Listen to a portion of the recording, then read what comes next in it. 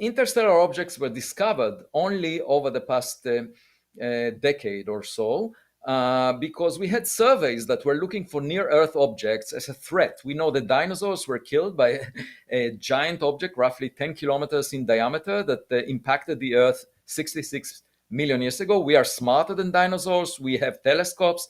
We can get an early warning.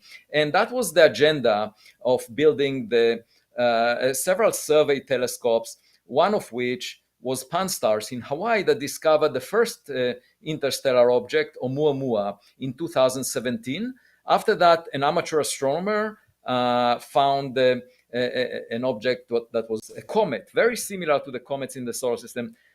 His name is Gennady Borisov, and that comet, interstellar comet, was named after him. So the first one, one eye, Oumuamua was one, and the second one, two eye, Borisov, was found. It was a comet. Oumuamua was anomalous. It was pushed away from the sun without having any cometary plume of gas or dust, and it wasn't clear what's pushing it. And I suggested maybe it's very thin. It's just the sunlight pushing it, and we see that human-made space trash is actually pushed by reflecting sunlight. In fact, the same telescope in Hawaii discovered an object called 2020 SO that was a rocket booster from 1966 pushed by sunlight. So if we produce space objects that are pushed by sunlight, why not consider aliens doing that? But the third one was discovered on July 1st, 2025, this year, just a few weeks ago. And the reason I realized it was discovered very quickly is because I was invited for a 2-hour radio interview on Coast to Coast. And they asked me to wake up at 3 a.m. To speak with them. And I actually woke up at 2 a.m. I usually wake up early for my morning jog before sunrise. Every day I jog 3 miles. So I was up, and then I noticed someone that attended the interview that I had sent me an email and said, there is a new interstellar object, at least a candidate at that time. That was just the night over which it was realized by a few amateur astronomers that indeed the Atlas survey, that's a telescope of 0.5 meter, which by coincidence discovered the third interstellar object, 3I Atlas. And the reason it's an interesting coincidence is because during the same time, the Rubin Observatory, which is roughly the same place in Chile, they are neighboring each other.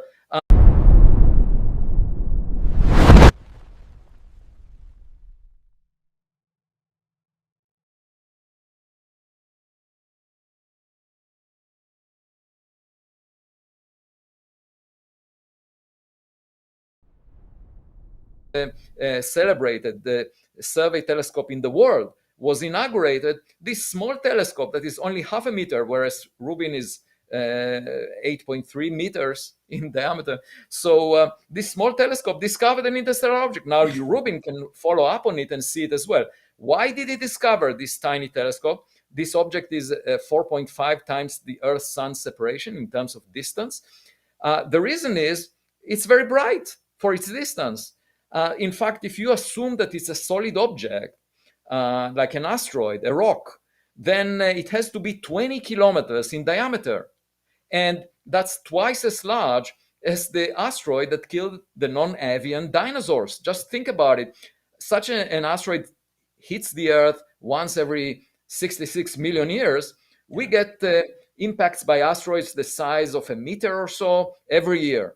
So there are many more small objects than big objects.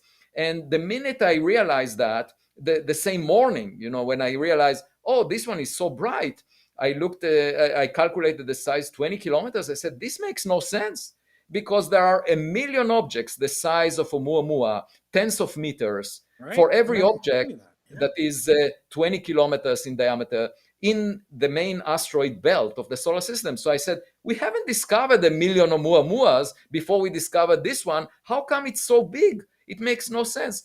And, at the time, just a couple of days later, I was supposed to go with my wife on vacation. It was the 4th of July. She wanted us to go to Aruba. So here I am at a hotel in Aruba thinking about this interstellar object. And I decided to write a paper on the 4th of July and submit it to the archive, submit it to research notes of the American Astronomical Society. I basically made a very simple point. I said this object, cannot be an asteroid 20 kilometers in diameter. If it's a solid object, it must be something else. And I calculated there is not enough matter in rocks in interstellar space to account for a 20-kilometer one that we will detect over a survey of a decade. The Atlas surveyed for 5 years or so. We would never find a 20-kilometer object because it would mean that there is more mass in interstellar rocks than all the metals in the Milky Way galaxy per unit volume cannot account for that. In fact, it's about a quarter of the mass in stars that you need per unit volume. And most of the mass in stars, 98% of that, is in hydrogen and helium. So you can't have a rock that big detected from interstellar space once a decade. It's just not possible by orders of magnitude. So I wrote this paper. I also said we should have seen a million Oumuamuas like objects. And my suggestion was, well, maybe it's a comet that is very small, less than a kilometer, then there wouldn't be a problem with the mass budget. And it spews out a lot of dust and gas. So you see it as a bigger object just because it's a comet. But when I looked at the images, they didn't look like Borisov, the comet that we have seen before. There was no clear cometary tail that surrounds it. There was a little bit of fuzz around this object. And that fuzz actually was looked at. There were two papers that took a spectrum of the object, and they didn't see any signature of molecules associated with gas surrounding comets. They didn't detect any spectral fingerprints of gas. The only thing they saw is the object is red. So the reflected sunlight from it obtained reddening. Now, reddening is something you see for Kuiper belt objects in the outer part of the solar system. It's a result of the surfaces of these objects that are icy being bombarded by cosmic rays and ultraviolet radiation from the sun. And you end up with organic molecules forming and objects appearing red. So a red color doesn't mean that we are looking at a cloud of dust. It could mean that, but it could also be that it's the surface of an object that was impacted by cosmic rays. So we don't know for sure whether it's a comet or not. And then I realized, well, this object is strange in many other ways. And that led me to collaborate with two colleagues, Adam Hibberd and Adam Crowell, on a paper that I posted today. It will hopefully appear on the archive. I wrote a Medium essay about it, where I describe 8 anomalies about 3I Atlas. And if I wanted to summarize these anomalies, my basic message would be, if you are planning an annual vacation, do it before October 29th. Take your vacation before that date. Why? Because this is the time that 3I Atlas will arrive closest to the sun. And guess what? It will arrive closest to the sun when the Earth is on the opposite side of the sun. So why would it do that? One possibility, it doesn't want to be observed by our telescopes from Earth when it gets close to the sun. Fighter pilot technique of going into the sun to elude your, before there was stealth and before we had advanced technology in World War II, fighter pilots would always attack with the sun behind them, correct? That's interesting. No, but here there is a more practical reason.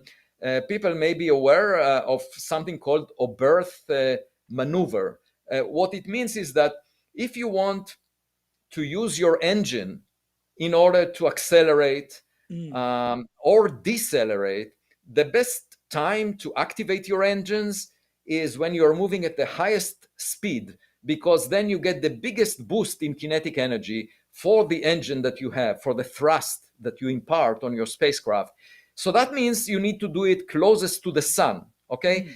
And we do it for space missions, this maneuver in order to boost them up in velocity so they can escape from the solar system. But you can also do it to brake, to decelerate. So if you have an interstellar object coming, then closest to the sun, that spacecraft could brake and get into a bound orbit and in fact visit the inner planets like the Earth. So Mm. if they want to do it, that would be the point where they would brake. That is also a good point for them to move very fast relative to Earth, because this object is also on retrograde orbit. It moves in the opposite direction to the motion of the Earth around the sun. So the Earth is moving at 30 kilometers per second around the sun. We know that for a while. And then this object would move at 68 kilometers per second in the opposite direction. That means the relative speed would be 98 kilometers per second. No chemical rocket that we launch from Earth can reach that speed. The highest speed that we can reach with chemical rockets with a reasonable amount of fuel, given the rocket equation, which tells you that you need to increase the amount of fuel exponentially to just benefit a little bit in speed.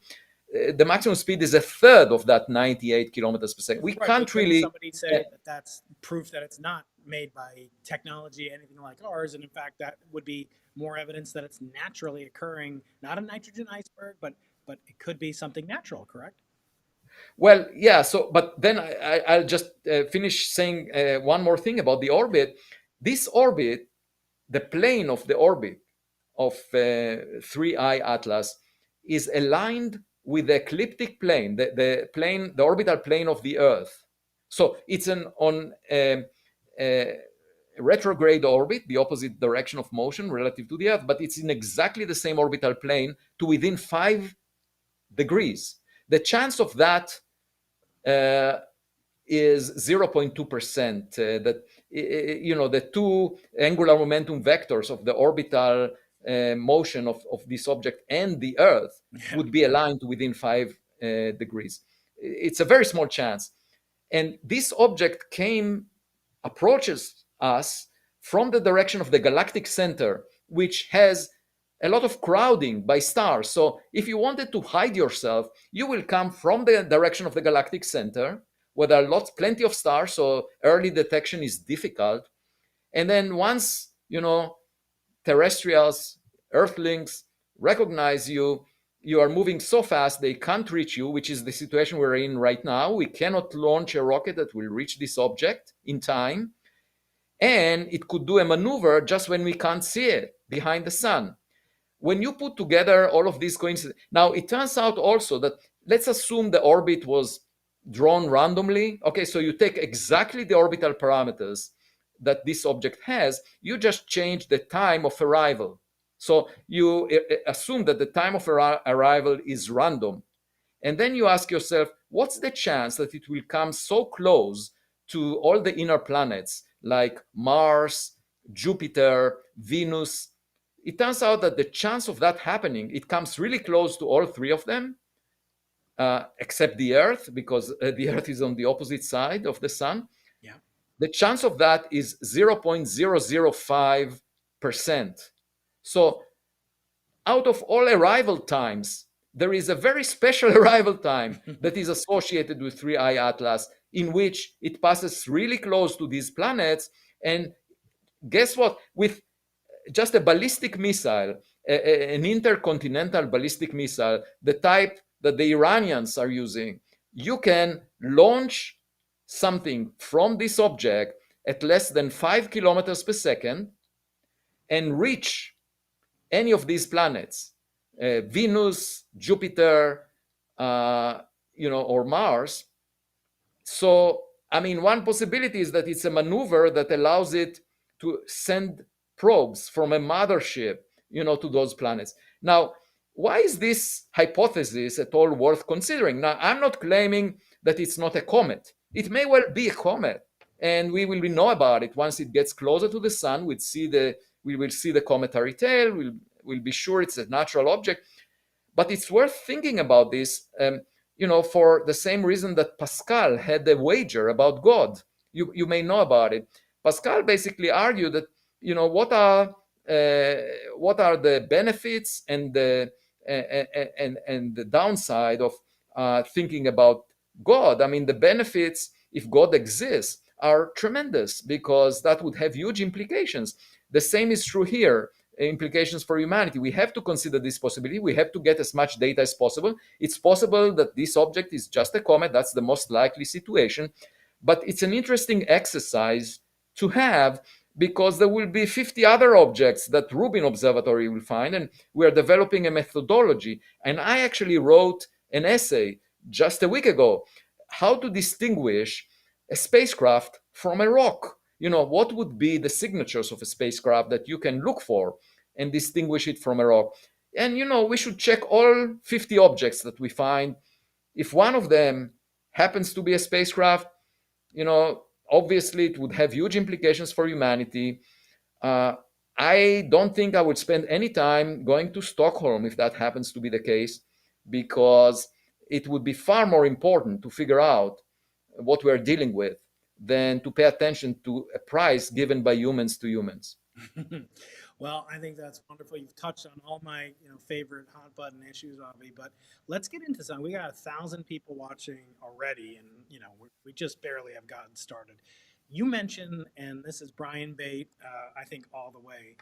You mentioned this might be related to what's called the dark forest hypothesis. I did a video recently about all the different reasons that we might not have seen aliens. I had a sort of dark petri dish hypothesis, which is that we're all kind of microbes in the petri verse, which is what I called it, and bacteria wage war on each other just as well. Talk about the dark forest hypothesis. Let's start at a layperson level, because there's undoubtedly a few lay people out there among the 1,000 people watching. What is the dark forest hypothesis, and how does it This is change the way that we look for extraterrestrial life, including this rock, which you may get a fragment of if you go to my website, briankeating.com. I'll give one to Avi next time I see you. But Avi, what is the dark forest? Yeah, so it's one of the proposed solutions to Fermi's paradox. Enrico Fermi, in 1950, had lunch at Los Alamos. He was not afraid discussing extraterrestrials with his colleagues. That was not ridiculed Herb at that York, my time. late great colleague Herb York was with him here from San Diego. Yeah, it just shows you that this is a question that we should all address. It should be part of the mainstream. This should not be ridiculed. It's ridiculous for us to ignore it. It's actually not intelligent for us to ignore the possibility that we are not the smartest kid on the block. That is a sign of non-intelligent scientists to ignore that possibility. But at any event, Enrico Fermi asked, where is everybody? And one possible solution is that our cosmic neighborhood is full of aliens. There are many of them out there, but they are silent. And that explains why the SETI community was searching for radio signals. They didn't find anything, because all these civilizations are afraid of predators. I mean, some of them were bruised probably in engagements. And, it's just like a dark forest. You don't know if you are at the top of the food chain. There might be an animal more powerful than you. It's dark. You don't know what's out there. And the best strategy for survival would be to avoid contact, to be silent, not for nobody to recognize that you exist. Now, obviously, the biggest threat to you would be a young emerging technological civilization, because they might become more powerful than you are. So you really want to do a reconnaissance mission to nearby stars to figure out if there is any potential risk looming on the horizon. And 3I Atlas actually arrived into the solar system. And here I'm talking about the outer boundary of the solar system, the outskirts of the Oort cloud, which is, the boundary is 100,000 times the Earth-Sun separation, 100,000 AU. If you take 60 kilometers per second, which is the interstellar speed of this object when it entered the solar system, it would take such an object about 8,000 years to cross the entire 100,000 astronomical units. So 8,000 years, that's roughly when humans started to document their history on Earth. So this object entered came within halfway to the nearest star about 8,000 years ago. and then enter the solar system on its path towards the sun. And of course, if it's by design, then we cannot do the statistics assuming that it went on a random trajectory, and then you get that if it's 20 kilometers in diameter, there isn't enough mass in rocks to account for such an asteroid. Instead, if it came straight into it on a plunging orbit towards the sun, there is no statistical argument that you can use to figure out how much mass there is in objects like that, because by design it came in our direction. And so in a way, this could be evidence for the dark forest if this object is technological, and we need to find out by collecting more data. And it's just a useful exercise of also demonstrating to the public that science can be helpful in saving humanity. I mean, we are all aware of issues related to climate change, issues related to AI, but I'm offering here one additional issue. When we discover interstellar objects, we should check whether any of them might be technological in origin, because there is a possibility that we are not alone. Mhm. Soon I'll ask you what I've always wanted to, but probably never asked you, what you would say upon first contact if it was indeed found to contain alien intelligence. But before we get there, what is, kind of the best hope of mankind? Say, what is the best case scenario for this object? Right. Um, So there are two possibilities. If you believe in the dark forest hypothesis, which was, by the way, was popularized in a book, The Dark Forest by Xijin Liu, yeah. um, who also wrote the books about the three body problem, a Netflix documentary.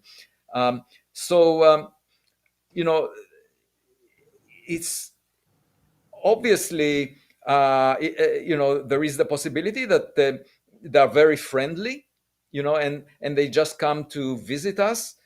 In which Mhm. case, we should accept them with open arms.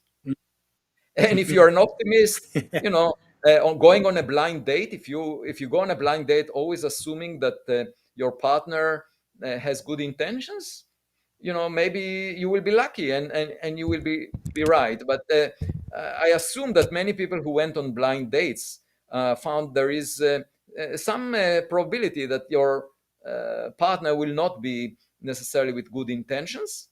And that's the second possibility, right? And in that case, it's an existential threat. We have to worry about it because we don't know how advanced their technologies are. We don't know their intentions.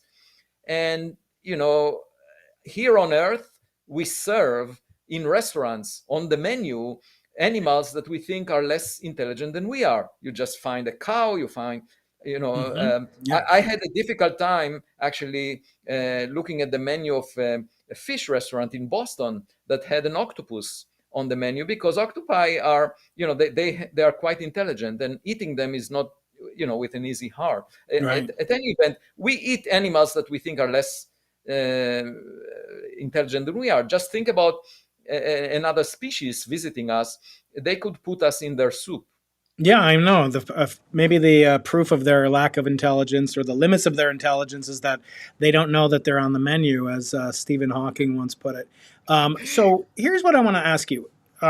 You are at the arguably the top university, the East Coast version of UC San Diego, and you have very strong resources because you're so persuasive. I've heard it said, actually, Avi, I've never mentioned this to you, but if you're good at salesmanship, that has a dirty connotation, but I don't think it should. I think I have to sell things as a scientist to the public, to funding agencies. That doesn't mean I'm deceptive. But I've heard it said once by someone like Jim Simons, actually, that if you're good at salesmanship, you can basically do anything, and your colleagues who aren't as good at you as you will hate you for it. And I want Well, to ask you, you have resources at your disposal. You have great people at your disposal, brilliant minds like Margot Robbie and Jensen Huang and everything else. what would you use to do? What would you do if we found out that we have 1 hour to sort of communicate with this object? What would be the first question, the first comment or warning? What would you do if you found out there was indeed extraterrestrial intelligence associated with either the creation of or the navigating thereby of this object 3I Atlas? Well, first, I should say my work is really easy because this subject is of great interest to wealthy individuals and to the public. Yeah. And the way I see it is that the mainstream of the astronomy community is shooting itself in the foot by saying, let's not discuss it. So they're avoiding a subject that could bring huge funds Yeah. to research. And I can say that because I'm getting those funds. Okay, Yeah. people, I don't rely on funds obtained from the National Science Foundation or from NASA. I'm getting wealthy individuals to my front door at home that come to see me and are providing me with the research funds that I'm using in the Galileo project. And there is a missed opportunity here. And all I'm saying is, even within federal funding, if the astronomy community were to hedge the bets and allocate a significant fraction of the funds not just to the search for microbes, but to the search for extraterrestrial intelligence, there would be much more enthusiasm in the public, among taxpayers, to fund those projects. But coming back to your question, which is the more serious one, I really am seeking a higher intelligence in interstellar space because I don't often find it here on Earth. That's one reason I do that. And the question that I would like to ask such a higher intelligence, the first one, would be what happened before the Big Bang? So, with the Simons Observatory, you are searching for the clues at what happened after the Big Bang. I really want to know if they know what happened before the Big Bang. Because for that, you might not have any observational clues, but if they have a theory of quantum gravity, it would educate us about what happens inside a black hole. Well, you What know happens that tractate Hagiga says it's forbidden to speculate on what happened before days were created. But luckily, rabbis don't review our grant proposals. No, So I spoke with rabbis, and I also spoke with members of Christianity Today that came to ask me what will happen, if we discover extraterrestrials. And my comment was, it wouldn't change your belief in God because, I have two daughters, and when the second one was born, it didn't take away any of my love to the first one. So right. to imagine that God can attend to only one child, so to speak, in the entire cosmos is really demeaning. There must be a lot like us. We might not be the smartest in our family. There might be siblings that we wish to meet. They might be more accomplished than we are, and the religious people accepted that, and they have no issue with that. But the thing about what happened before the Big Bang is once you have that recipe, you can figure out what God may have done before the story that you find in the Old Testament. In fact, you can play the role of God. It's like having a recipe for a cake. If you know how to make a cake, all you need is an oven. So in this case, you will need to create maybe Planck temperature, Planck density medium in an accelerator that we currently cannot really accomplish. But if you know the recipe, you might aspire to bake that cake, to create a baby universe. So that would be my first priority. Then, of course, the second one is, where is the nearest meeting place, the hub, where I can meet extraterrestrials? I would really enjoy the conversation and learning from them, figuring out what their problems are, what their life experiences are. I see it positively because I believe that in life, it's better to be an optimist because life is very often a self-fulfilling prophecy. But maybe I'm naive. Stephen Hawking was really very afraid of contact. I think of it this way. We are short-lived. We just live a century or so at best. Let's just have the most fun. Let's learn the most. And, by meeting neighbors, we can have a significant jump in our understanding of the cosmos that would take us a lot of time to learn ourselves. I want to talk to you about a conversation I had with Govert Schilling yesterday. You endorsed his most recent book, Target Earth.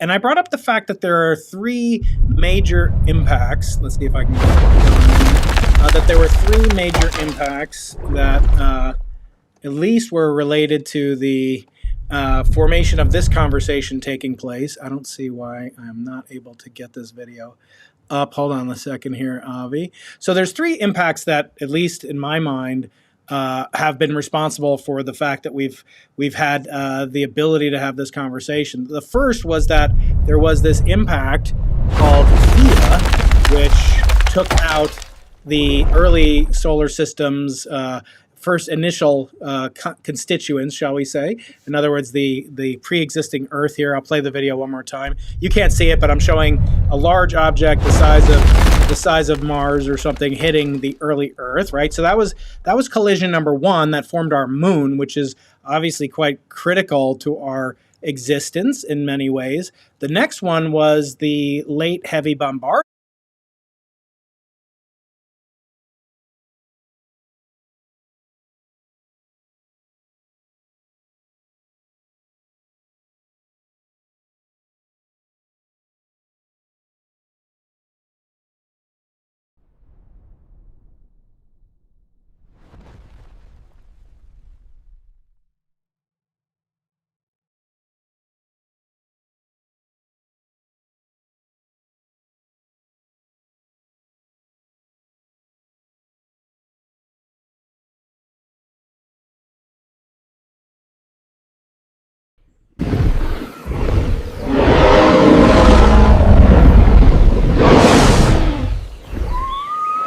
The next level of kind of not consultation with aliens or something like that, but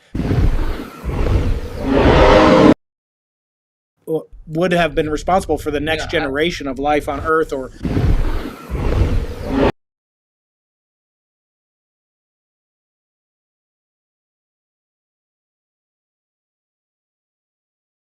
even to avoid death and destruction.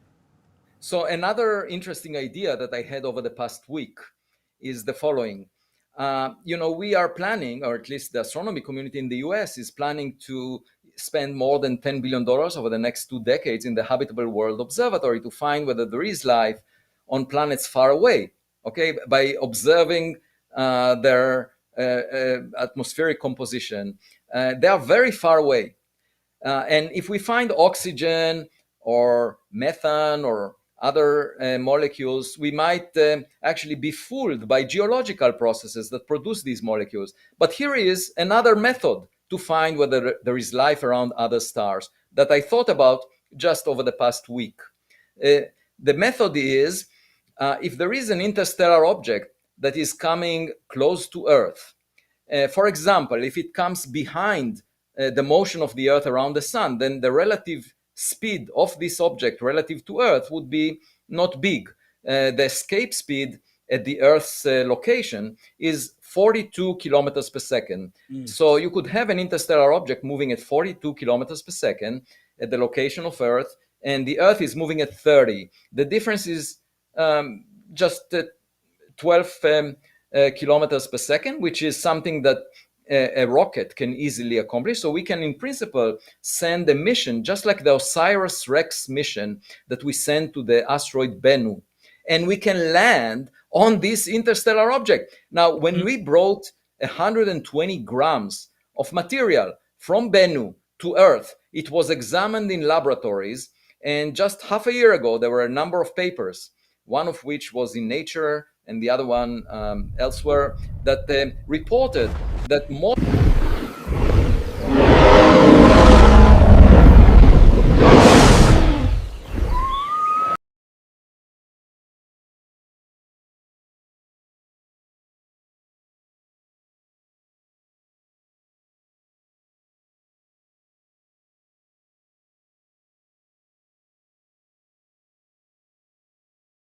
that you can have these building blocks on a rock.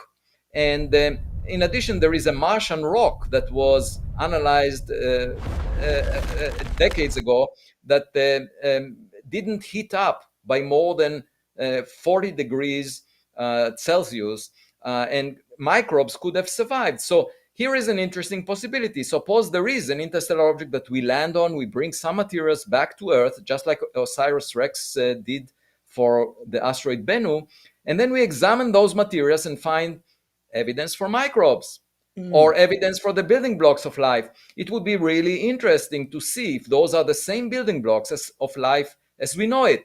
This is a completely different approach to finding evidence for life, primitive life, near another star.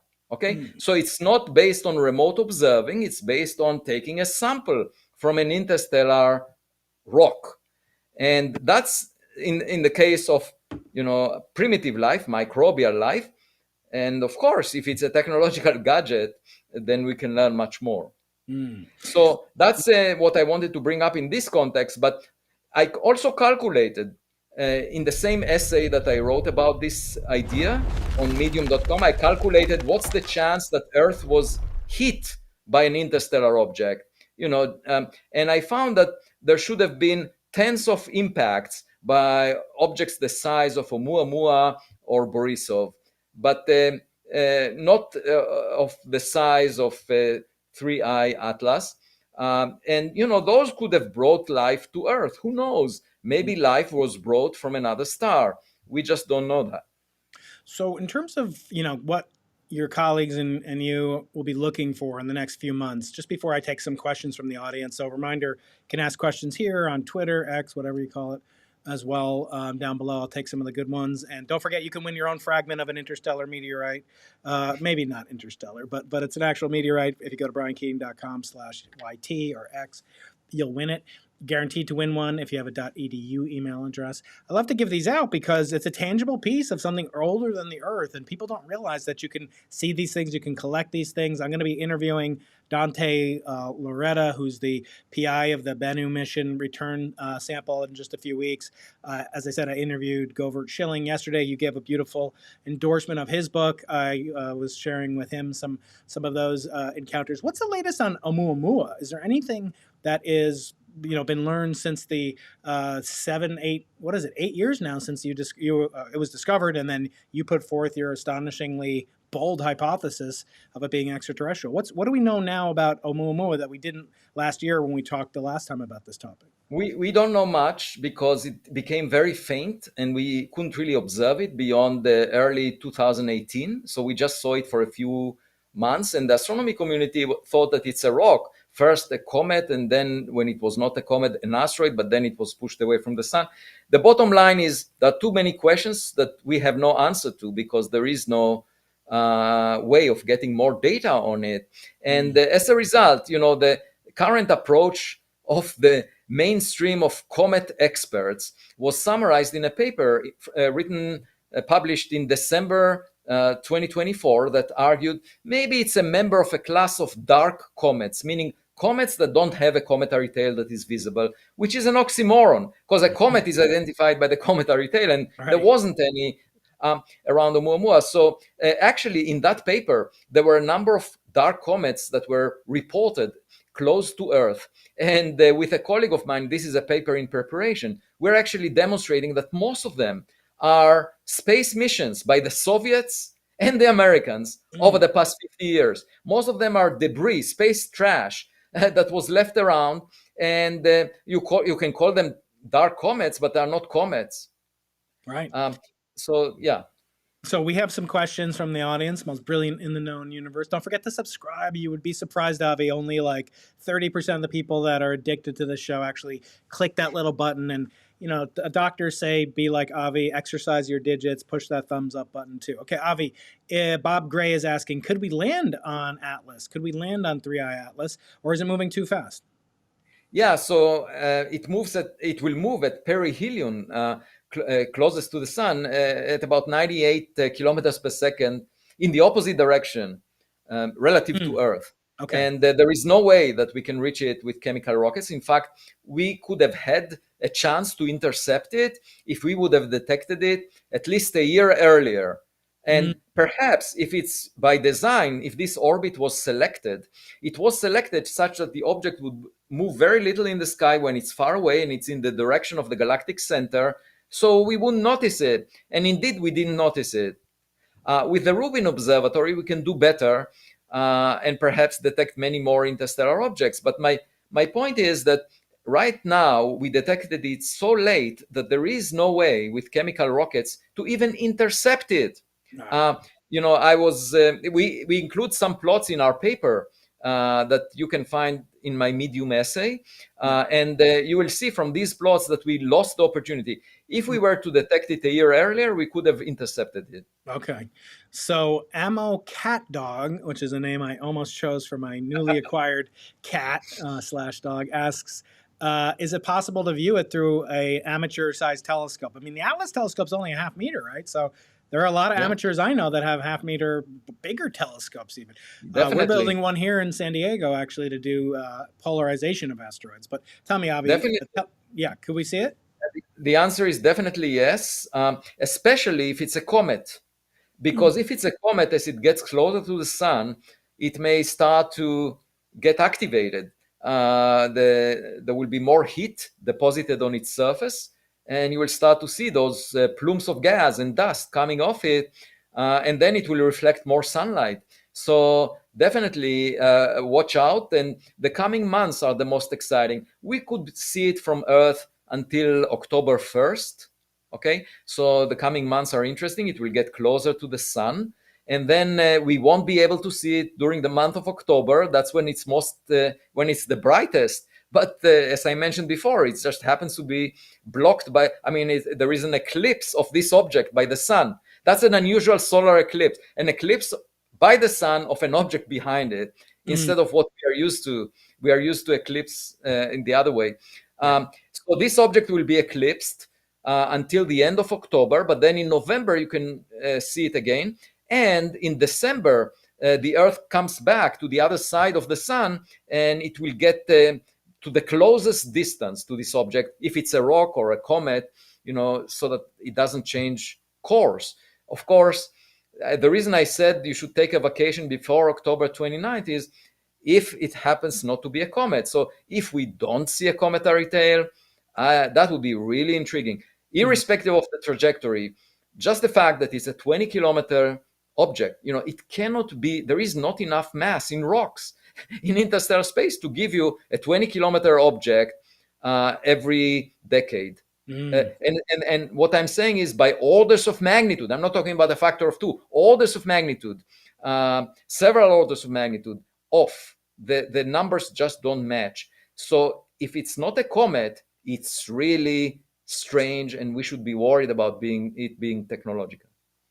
Okay, so the next question was the Oumuamua stuff from Snack Entity, who asks, let me add that up back there. Snack Entity says, if the stuff about Oumuamua is still scientifically legitimate, what do you, Avi, think about the UFO activity and the recent, claims from even the Pentagon that some of it, at least, was an intentional psychological operation meant to haze our soldiers, which is reprehensible. But did the recent disclosure, kind of nothing burger in some sense, did that cause you more or less belief in the existence of extraterrestrial intelligence, or just cast doubts about the stupidity of natural intelligence?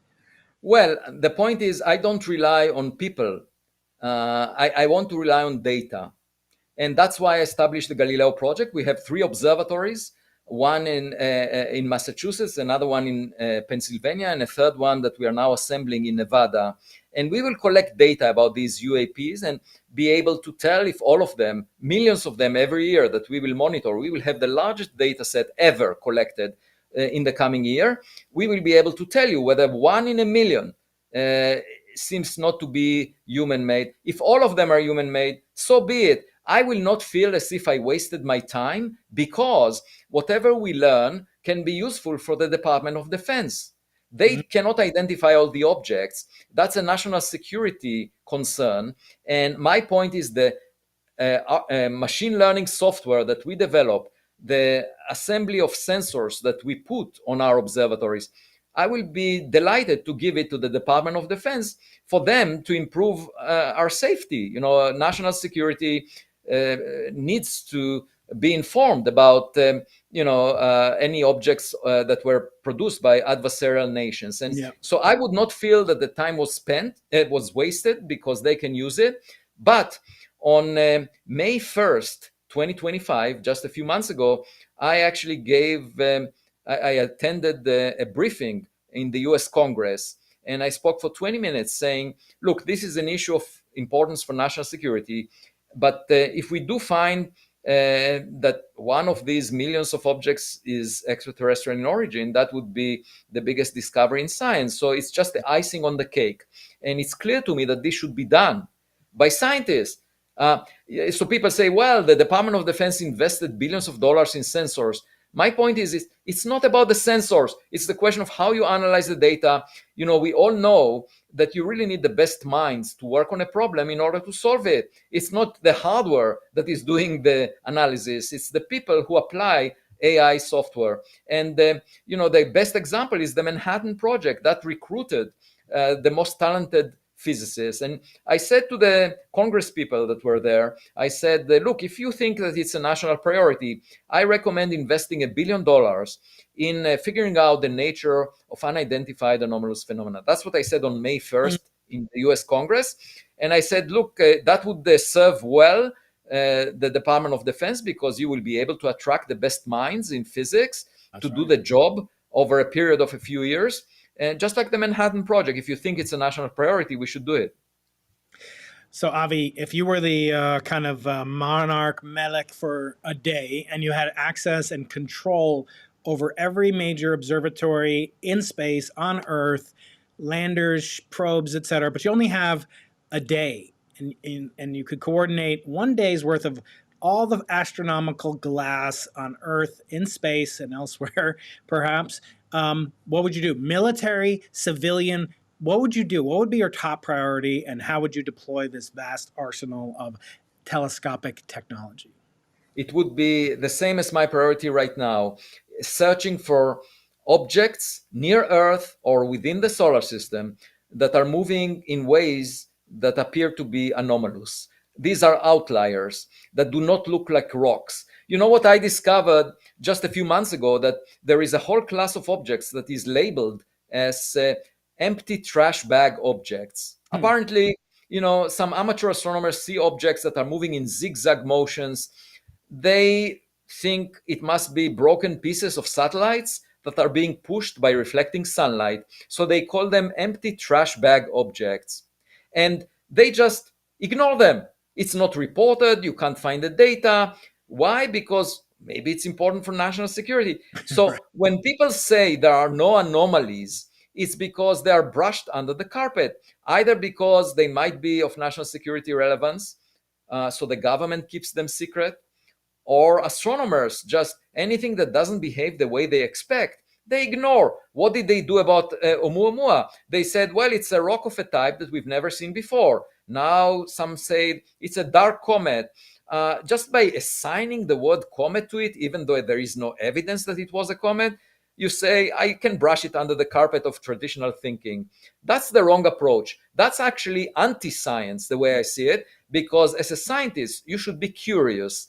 Science is the privilege of maintaining our childhood curiosity. So when there are things we don't know, we should admit it. We don't know what the dark matter is. We don't know what dark energy is. We don't know what some of these objects that show non-gravitational acceleration, like Oumuamua, were. We should admit it. We don't know. And what does it mean? It means we should collect more data on objects like it so that we can figure them out. That's the approach of science. It's not the ridicule, the pushback against alternative explanations. We should have the technological option on the table, that we are not alone, that there are things like us that existed for billions of years. Why should we have that on the table? Because we exist. And we know that there are billions of Earth-Sun analogs in the Milky Way galaxy alone, and most of the stars from billions of years before the sun. So how dare we be so presumptuous to think that we are unique and special? My daughters, when they were young, they thought that they are unique and special because they were at home. We paid attention to them. They saw other houses in our street, but they never imagined that there are children just like them in those houses. And they had a psychological shock on the first day in the kindergarten. And my point is, we see other houses. We see Earth-Sun analogs. And the mainstream of astronomy, believe it or not, claims that they have no residents. These are empty houses. And it's an extraordinary claim to imagine that there are neighbors. And I say, no, it's actually an ordinary claim. And let's just find let's collect evidence. Let's put $1 billion or $10 billion towards figuring out whether these houses have residents. So I can't resist but to ask you questions that are not related to extraterrestrial intelligence. If you'll indulge me, Avi, how often, we only get to talk every so often, but recently I had on the former spokesperson of the DESI experiment, Kyle Dawson, who's a professor at University of Utah. And as you know, there was recently a claim that they have 4.2 sigma evidence that excludes a cosmological constant. So what does this mean? How did you react to this information? Tell me what papers you've already written about it, because you have just the most prolific of any living scientist that I get to talk to, I have the honor of talking to. But what does this do for our buddy old Einstein over there? Is he thrown out the window or not? And then we'll get into AI. I still want questions from the audience. Avi's going to be generous, a few more minutes. So put in some more questions in the chat. And Avi, take it away. What is this new result on dark energy? So the real problem with the DESI report was not so much that the dark energy has an evolving equation of state. The cosmological constant had a simple equation of state where the pressure equals minus the mass density. However, the DESI results suggest that the proportionality constant is actually smaller than -1. Okay, now this is called phantom in particle physics, phantom behavior. It violates the null energy condition. It's a huge problem because if you have a proportionality constant less than -1, you can potentially build a time machine. You can produce negative masses. I had a conversation with Juan Maldacena just last month at a conference, and it's just untenable for all we know about quantum field theory, cosmology, and so forth. So having a proportionality constant less than -1 is really a serious issue in physics, and it's sort of like imagining that you have negative masses, which we cannot imagine. So I would suggest a different solution. And in fact, I wrote a scientific paper that suggested a different solution. I knew it. Yeah, instead of that paper, we are now writing the follow-up paper to that as we speak. In fact, in this week it should be completed, and that is done with Xingang Cheng. We wrote a paper suggesting that the problem is not with the dark energy; it's with the dark matter. So if you allow the equation of state of the dark matter to evolve instead of the dark energy, then you could get the same result regarding the DESI data. And we showed how it's possible, and we are now even examining the possibility that it will resolve the Hubble tension, which is a completely different problem. But my issue with the DESI results is this proportionality constant called W being less than -1, because it creates huge problems for fundamental physics. And one thing, as a theoretical astrophysicist, one thing you should always keep in mind is, just minimize the casualties to traditional physics. You can't say, oh, we break everything. This is the result from you have to think about a way of accommodating the result with a more conventional explanation. Yeah. I talked to Lawrence Krauss recently about his new book, The War on Science, and you'll be happy to know that Harvard plays a big role in that book. I won't spoil it. It comes out in 2 weeks. But there's considerable doubt on his part on these 4 point whatever sigma claims. And he pointed out I was part of an event, perhaps is one way to call it, as were you, that was 5 sigma announced there at lovable Harvard University CFA when you were director. The issue is really systematics. I mean, often people quote the statistical errors, but we might be misinterpreting the data. For example, they're mixing different data sets, including supernovae, which might not be as reliable because we don't understand the physics of supernovae as standard candles. By the way, Adam Rees told me privately that the reason he went in the direction of using supernovae, type 1a supernovae, as a cosmological ladder, as distance indicators, is because he was a student in my class when I came to Harvard, the first class on cosmology. And I basically explained to the class that we can learn about cosmological parameters by measuring distances. And he, realized that's a great thing for him to pursue for his PhD and later on postdoc, Yeah. and he got the Nobel Prize for it. So he thanked me for mentioning that in my class. And you don't think he'll have to give it back, right? He won't have to give back his Nobel Prize, I hope. No. He discovered it. I didn't discover it. I just No. suggested I mean, method. he won't have to give it back if dark energy turns out to be not a cosmological constant. No, he could get if the Hubble tension pans out, he could get a second Nobel Prize. Yeah.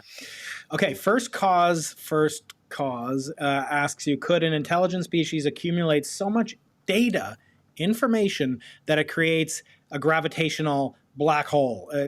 Basically, talk about the notion, both of which were coined by the same guy, John Archibald Wheeler. Did you know Wheeler when you were at Princeton, or was he? Yeah, I met him on occasion, but I was not close to him. I didn't collaborate with him. I'm sure. But so he talked about information, it from bit, the creation of the universe, the black hole. He coined the term, or was responsible for coining the term. You're the director, the former director of the Black Hole Initiative. Tell us about that. Could enough data, AI, singularity, cause an actual singularity in space-time? Right. So a black hole has a characteristic size. It's like a prison from which you cannot escape. Another analogy, it's like Las Vegas. Whatever happens in it stays in it. Okay. And so the size of a black hole was already figured out by Carl Schwarzschild, 1916, shortly after, a few months after Einstein came up with his equations. And he sent a postcard to Einstein from the front of the battlefield during the First World War, and Einstein published it, and then he died a few months later. But the point is, there is this Schwarzschild radius of the event horizon of a black hole, which you can derive actually by saying, how do you know if a rocket escapes from Earth? I got this question this morning, actually, and I explained a rocket escapes from Earth if its kinetic energy exceeds the gravitational potential energy. So the kinetic energy is one per unit mass is 1/2 the velocity squared. The potential energy is Newton's constant G times the mass of the Earth divided by the radius of the Earth, Gm over R. And if half V squared is bigger than Gm over R, the rocket escapes. Now imagine equating V to the speed of light. That's the maximum speed that you can have. Right. That means that if the object, if you have a point mass, there is a radius inside of which the escape velocity would be bigger than the speed of light, because Gm over R would exceed 1/2 c squared. That's exactly the Schwarzschild radius. Okay, so inside the Schwarzschild radius, even photons, particles of light, cannot escape. Why is that important? The Schwarzschild radius is proportional to the mass of the point mass in the middle, the black hole. So you can ask, how much do I need to pack that mass what kind of density do I need to reach before the black hole would form? I need to bring all this mass within the Schwarzschild radius. So the mass density that I need to accomplish is the mass of the object divided by the volume associated with Schwarzschild radius, which is 4 pi over 3. It's the volume of a sphere. 4 pi over 3 times the Schwarzschild radius cubed. And the Schwarzschild radius is proportional to mass, okay? So the mass over the mass cubed is 1 over mass squared. So small black holes require huge density to make them. If you ask what is possible with stars, we can reach densities comparable to nuclear densities, in a neutron star. And if you just increase the mass of a neutron star, eventually it will collapse to a black hole. These are the kind of black holes we find with the LIGO experiment, black holes that have a mass bigger than that of the sun, because only then, somewhere between a few times the mass of the sun up to hundreds of times the mass of the sun. There was just a recent discovery of a black hole with a few hundred solar masses by the LIGO collaboration. So only there, you can pack this mass within the Schwarzschild radius by the collapse of the core of a star. But if you go to a mass less than the mass of the sun, you need to reach densities that exceed nuclear densities. We don't know how to do that. So in terms of engineering, if you wanted to make a black hole up to, with the kind of density of water, let's say, suppose you wanted to bring water into a small enough region, how big is that region? It turns out that this would be a way of making a black hole that is roughly 100 million times the mass of the sun. if you bring it to within the orbit of if you fill the orbit of Jupiter with water, that would be a huge swimming pool. Then you get a black hole of 100 million times the mass of the sun. The problem is there is not enough water in the Milky Way galaxy to do that. The black hole at the center of the Milky Way galaxy is 4 million times the mass of the sun. So you really need a giant black hole if you want to lower the density to acceptable values, like the density of water. If you want to go to nuclear density, then you can make a solar mass black hole. You can bring the mass down from 100 million to to a few solar masses. If you want to reach even smaller black holes, you must establish densities that exceed nuclear densities. We don't know how to do that in the laboratory. It's not clear we can do that. If we could have done that, we would have been able to make tiny black holes. You see, the problem is if you want to make a black hole of a few solar masses, you need a lot of material. You need to bring huge amount of mass into that volume. And that's difficult to do engineering-wise. On the other hand, if you want to make a reasonable mass black hole, let's say the mass of an asteroid, then it turns out that a black hole the mass of an asteroid, like 3I Atlas, would need to have a size roughly the size of an atom. The Schwarzschild radius is the size of an atom. Can you believe that? It's a tiny, so such a black hole would fit inside a hydrogen atom. And wouldn't it evaporate incredibly? Wouldn't it evaporate very quickly due to Hawking radiation? I mean, no. So Hawking radiation starts being effective when the mass is equivalent to a mass of an asteroid that is a few hundred meters in radius, so less than a kilometer, less than 3I Atlas. That's where Hawking evaporation starts being important on the time scale of the age of the universe. But black holes more massive than that could survive for the duration, for the age of the universe. And it's possible the dark matter is made of them. We don't have a way of ruling out asteroid mass black holes that have the masses somewhere around an asteroid between a diameter of 10 kilometers up to the mass of the moon. That's a range of masses for which the dark matter can be made of primordial black holes that were made in the Big Bang. The reason we can make them early on in the universe is because the universe itself had these huge densities. Right. So you could have, in principle, formed such black holes early on. I want to ask you just a couple more questions before I let you go. I know it's getting late over there. And I want to thank you for your time. There's evidence that suggests, at least from my guest, David Wiltshire, that perhaps we live in a non-representative part of the universe, or maybe it is representative, that we're in a void, that we perhaps experience time differently, and that plays a trick in his timescape model, implying that we actually are not experiencing an accelerating expansion at all. Forget about a cosmological constant. What do you make of his theory? I mean, a lot of people don't agree with him, think it's alternate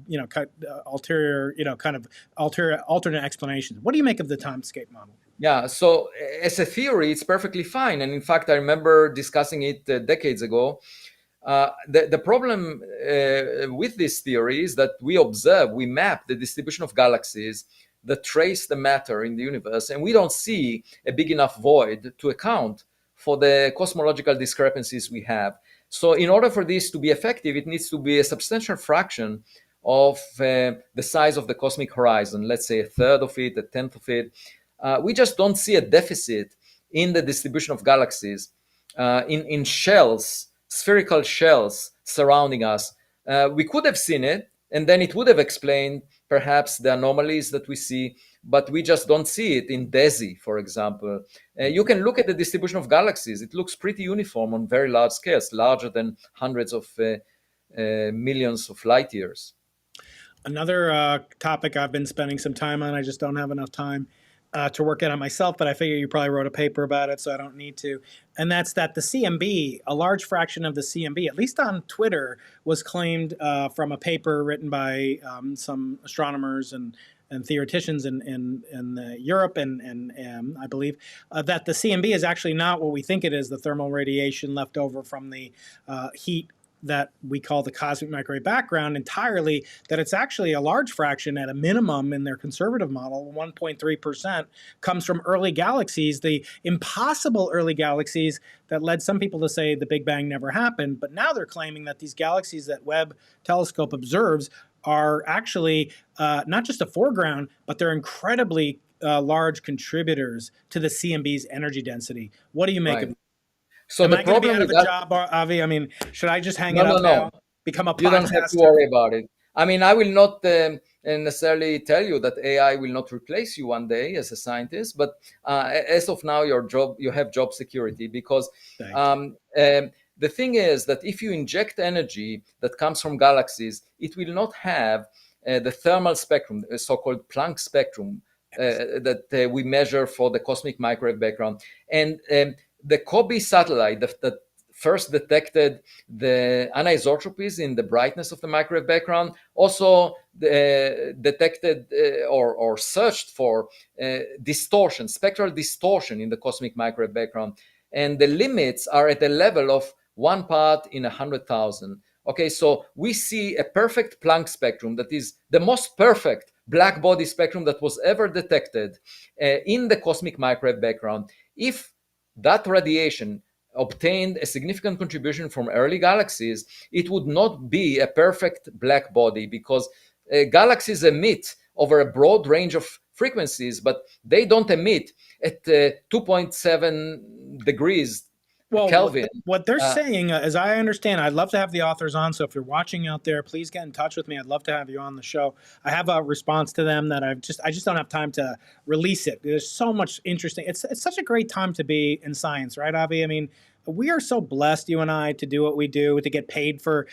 I get paid a little bit less than you do, I'm sure, at Harvard over there. But nevertheless, I always felt like it was cheating. It was like being paid to taste ice cream, which you no longer eat because you're so much more disciplined than me. But Avi, this is the greatest time to be alive, right? I mean, we have AI assistants, yeah, we have brilliant it is. students, we have experiments, but it's also a dark time. I want to get into the darkness of the your By the way, colleague. just one other point that I wanted Yeah, to of mention course. with respect to the spectral distortion, you have to account for the energy budget. There is not enough energy density in the radiation coming from galaxies to distort them. If you look at a plot of the amount of energy per unit volume in the microwave background, the amount of energy per unit volume emitted by galaxies, they make a very tiny contribution to the energy budget of the universe. Well, Anyway, go ahead. these guys are saying, I think there's other reasons to be suspicious. They don't talk about the CMB polarization results. They don't talk about Doppler shifts. They don't talk about the acoustic peaks. They don't talk about Compton Y, Sunyaev Right. Zeldovich, at least as I can understand it. I've reached out to Renan Barkana at Tel Aviv, for hopefully he'll get on, because they do talk about 21 centimeters, et cetera. But they claim that these early galaxies, when they thermalize, they produce my favorite substance. No, no, no. So in the 21 centimeter context, what Renan Barkana is working on, by the way, he was one of my mentees early on in his career. That's the radio background. So there, for the 21 centimeter, you need to know how Oh, yeah. much radio background there is, and it's possible that in some frequencies, very low frequencies, you get dominant emission by galaxies. But that's not the microwave background where most of the energy of the microwave background is. No, they're claiming that these galaxies, if they form at a redshift of 12 to 15 in the Webb Mhm. field, that they will then produce dust. Basically star formation, which will construct micrometeorites, dust, etc., pollute their local interstellar environments, make them very. So they'll emit at something like 30 Kelvin. Which is the temperature of dust in our galaxy, as you've taught me and other people have taught me. Yeah. And then that gets redshifted by a factor of 10 because they're at redshift of 10. I'm just waving hands here. I'm an No, but experimentalist. I don't. There is not enough energy in stars emitted by stars to Mm, account for the microwave background. That's my point. Even if you process all the energy that the stars of the early galaxies would give you, it would never reach the level of the energy density of the cosmic microwave background. They should check these numbers. okay, Yeah. great. Very quickly, someone's asking just a rapid update on the Galileo project. Maybe give a quick overview of what it is, because someone asked me in the comments on this one, which I can't remember. There's 2,000 people watching right now, but they did ask me, Avi, couldn't you use magnetic sensors to see if this object? I mean, these We meteorites do. that you, yeah. In fact, yesterday we had a paper on the archive, the astrophysics preprint server. We had a paper yesterday that reports about our first implementation of a magnetic sensor. So just check it out. Search Yeah. for my name, you will find this paper from yesterday. All right, that's Morgan Shatty Byers. Okay, Avi, I mentioned that there are some dark times ahead. We've had a this movie is really good. It keeps playing in the background. My crashing meteorite. We've your colleague and my friend and past guest and upcoming guest Steven Pinker, who'll be on the podcast in September for his new book, which I'm excited to bring to all of you out there. Yeah. He mentioned in a op-ed in the New York Times that I got to speak about with Peter Salovey, who is the past president of Yale University. Mhm. We got to talk about it, and it was called Harvard Derangement Syndrome. And that Right. Trump, in contrast to Trump derangement syndrome, which I think your friend and colleague Lawrence Tribe might have suffered from at one point or another, but he was also on the podcast many years ago. Hope to get him back. Thanks to you, as many guests do come on. George Church was just on, and his episode will be out soon. Thanks to you. David Reich is coming on. Thanks to George Church and many other great guests. So, Avi, is it a dark time for science? Have you been through this before? Is this unique? Harvard's getting in the bullseye for partially justifiable reasons. I have to say, as a Jew who did get kind of harassed and forbidden from certain parts of my campus, you had it much worse. Your campus had it much worse. I don't know about you personally, Yeah. but talk I about the think Trump sanctions. Yeah. Yeah, go ahead. No, I think this is a self-inflicted wound. I think Harvard, in a way, brought it on itself because it adopted a political agenda that is very much to the progressive left, and it didn't need to do that. Scholarship should be apolitical, especially when dealing with science. We shouldn't get into a political agenda. And the issue is, and I said that to the current president of Harvard, Alan Garber, when I met with him after October 7th to tell him what I think, how Harvard should correct course. This was one of the points I made, that we should focus on scholarship, and Harvard had additional agenda items. And so, just like many other colleges and universities, it was not focused on what it's supposed to do, which is excellence, research, scholarship. Of course, in political science, you can express opinion. You can always express opinions, but it should not be tilted to one side of the political spectrum. And obviously, this was going on for a long while. And the October 7th events sort of put it in bright light. And so what happens now is a consequence of that, and the elections, consequence of the election. There is a second aspect to it, which is that people associate these political motives with the way scientific organizations are being managed. Okay, and so as a result, science suffers because it's considered as occupation of the elite, and the COVID-19 pandemic did not demonstrate that the experts really knew what they were advising necessarily, medically speaking, and moreover, it looks like these academic environments are dominated by a particular side of the political spectrum, and science suffers from that. And again, I say science should not be political. Science should appeal to all sides of the political spectrum. We should have right wing scientists. We should have left wing scientists. They should work together, because science is about collecting evidence, figuring out what the physical reality is all about. And it has nothing to do with politics. And therefore, we should populate our ranks with all stripes of the political spectrum. I think, all you can have arbitrary political opinion and be an excellent scientist, which is not necessarily the view that you would get from people that dominated the culture that we had over the past decade. They would say they would demean the other side, and that is a self-inflicted wound. And so I think that there is a path forward, which is to focus on scholarship, to promote excellence in science, to bring, by the way, I actually congratulated the National Science Foundation for 75 years anniversary since its establishment. Yeah. And I think that in addition to federal funds, it's possible nowadays something that was not possible 75 years ago, which is to establish a national fund for fundamental science supported by corporations or wealthy individuals that could have some rights as to the discoveries made, the benefits to technologies that are made out of science, the way that Bell Labs discovered many Nobel Prize worthy discoveries over the 50 years that it operated. And it was part of a corporation, Bell Labs. So I suggest, since there are so many wealthy individuals, multi-billionaires, let's tap them by addressing exciting questions that are of interest to the public. The public will support science if we address the questions that are of interest to the public and not shy away from the public into the ivory towers that we have right now.